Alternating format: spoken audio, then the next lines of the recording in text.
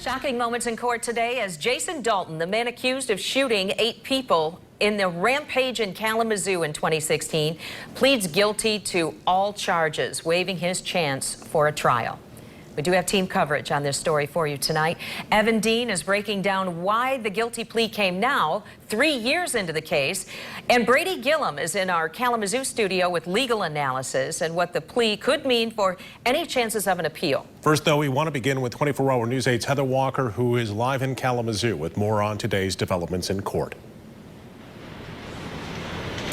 This was a surprise that we knew was possible, but most people, including the victims and their families, did not expect to happen.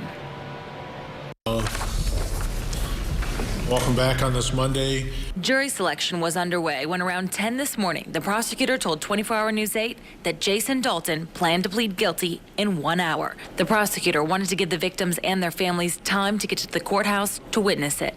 Wasn't expecting this today. I was trying to get myself psyched up and geared up for the long 2 weeks. Bart Nye lost his mom, Mary Lou Nye, and his great-aunt, Mary Jo Nye, in the shooting spree. They were out to dinner at the Cracker Barrel in Texas Township.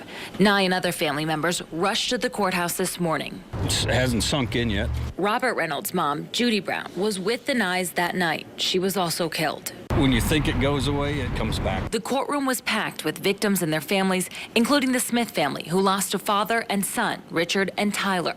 They were gunned down while looking at cars.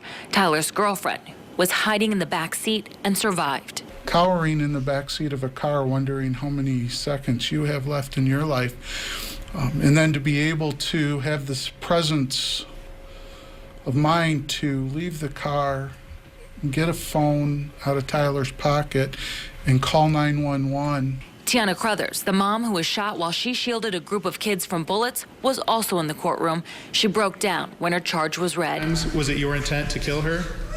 Yes.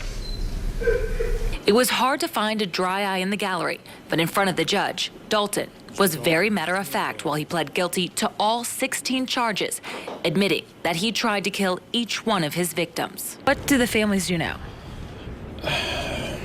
We will carry on. We will remember the ones that we've lost.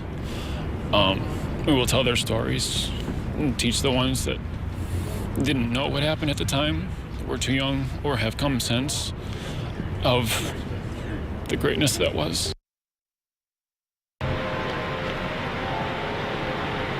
So many emotions today. The family of Abigail Koff, the teen who survived this shooting, was not in court, but we did speak to them over the phone today. They tell me that they are relieved and that they're going out to dinner tonight to celebrate the news.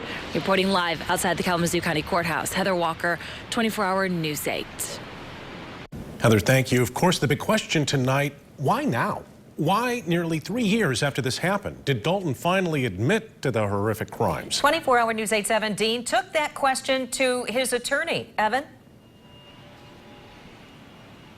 Brian and Sue, good evening. Even Dalton's own attorney said he wasn't expecting this. He said even today he thought they were going to trial as planned. But he said over the past few days, Dalton had a chance to talk to his parents, and that ultimately led to the last-second plea.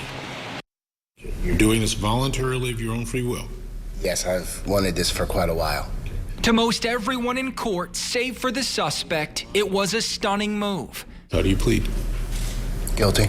Jason Dalton guilty, not by a jury, but by his own admission, a decision made against the advice of his own attorney. You're telling him we need to move this forward to trial, and he's saying what? Well, I thought he was on the same page until this very morning. It took me a little by surprise because throughout our discussions, he was intent on going to trial, though I think he was influenced these last few days by his family. He didn't want to put his family through it, as well as the family of the victims. With no deal on the table from the prosecution, it was either plead guilty or take a shot at trial. In a rare move, Dalton ultimately chose the former, in essence accepting a life sentence without parole. We're aware of only a couple of instances ever in this community where a plea has been made to first-degree murder. Doing this is what's best for the people of this community. It's what's best for our victims and their family. Dalton Dalton was driven away from court, so no chance for us to ask questions. At sentencing next month, he will be given a chance to talk, a chance to answer the question that still hasn't been. Why did he do it? The why question is one that haunts us. You know, everybody wants to know. I don't know whether there'll ever be a satisfactory answer as to why he did it. Dalton will be back in court for that sentencing on February 5th. Again, a chance for him to address the court. It will also be a chance for the victims' families to address the court and to face Dalton one final time. We'll, of course, be there to cover it every step of the way. Back to you. You should be advised that if you do enter such a plea, you will be waiving or giving up certain legal rights. You understand that? Yes. By pleading guilty today, Jason Dalton waives his right to a trial and several other things. So what does it mean to Dalton's chances of a possible future appeal? 24-Hour News 8's Brady Gillum is a former prosecutor and criminal defense attorney. He joins us live from our Kalamazoo studio. Brady, is Dalton's plea ironclad?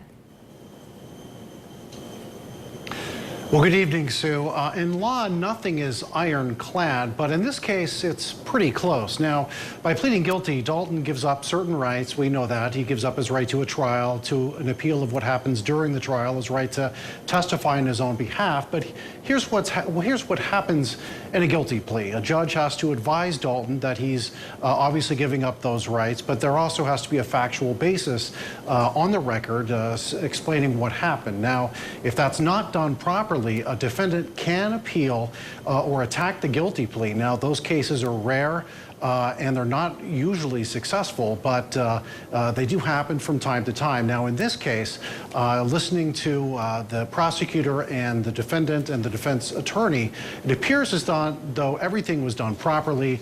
I think in this case, it'll be hard to appeal or attack that conviction.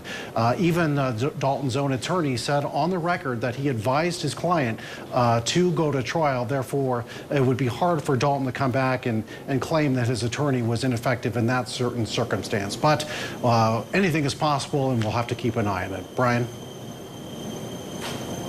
Thank you for that. Dalton due back in court for sentencing on February 5th. He will get a chance to speak during that sentencing hearing. We'll have a crew there. We'll have full coverage for you both on air and at woodtv.com.